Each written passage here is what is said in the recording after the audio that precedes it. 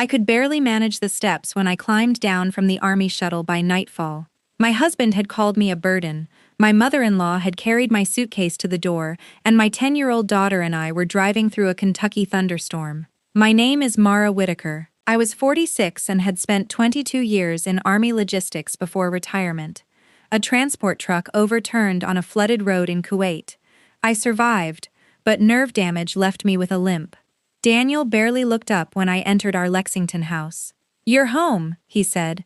My daughter Sophie ran into my arms. Behind her hung a crooked paper banner. "Welcome home, Mom." It was the only warmth there. Patricia watched me from the kitchen table. "So this is how you came back. The doctors expect improvement," I said. She shrugged. After Sophie went upstairs, Daniel said, "I can't do this anymore." I stared at him. "Do what? Spend my life taking care of someone?"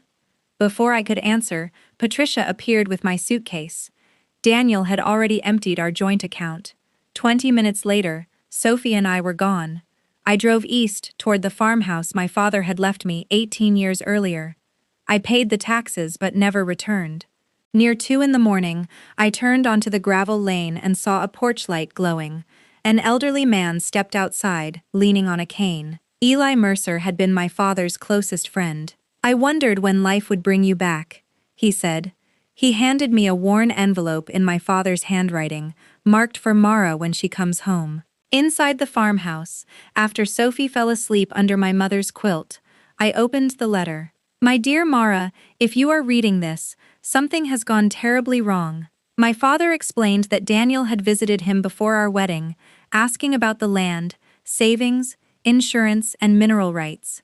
Dad had hoped he was merely immature, but he had created a trust protecting the farmhouse, 38 acres, investments, and every future inheritance from Daniel. Eli then opened a wooden chest filled with my father's journals. I read until dawn. The entries showed years of loans to Daniel, most unpaid, hidden from me. One sentence broke me. "If she ever returns alone, I will know I was right to prepare." For years I had believed my injury destroyed my marriage. The journals revealed the truth. Daniel had not abandoned me because I was wounded. He had abandoned me because he thought I had stopped being useful. The following week, Samuel Price confirmed the trust was valid. He also showed me a notarized waiver Daniel signed 15 years earlier, acknowledging he had no claim to my father's estate. "He knew," I whispered. "He knew everything," Samuel said. I began repairing the farmhouse one board at a time. Eli gathered veterans and neighbors who replaced the roof and fixed the porch and fences. Sophie started smiling again.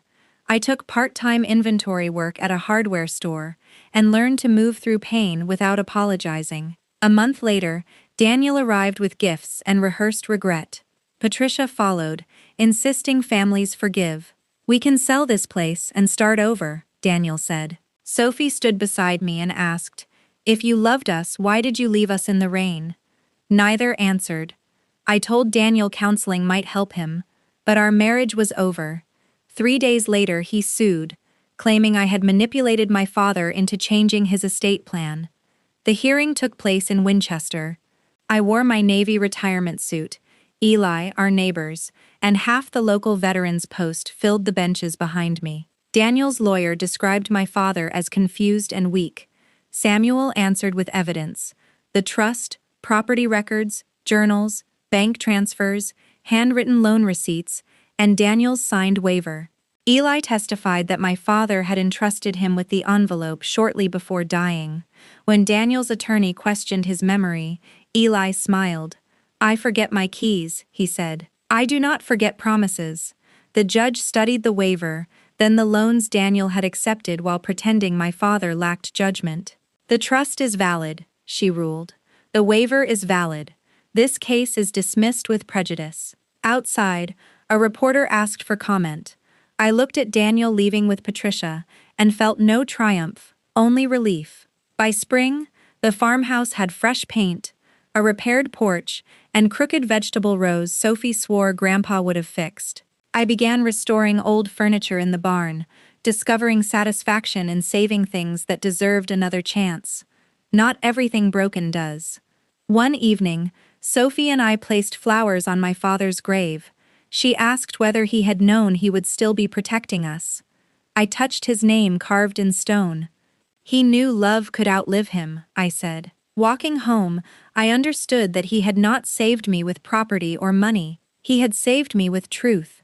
Because of him, I stopped begging for love from people who valued only what they could take, and I finally built a secure life no one could throw into the rain.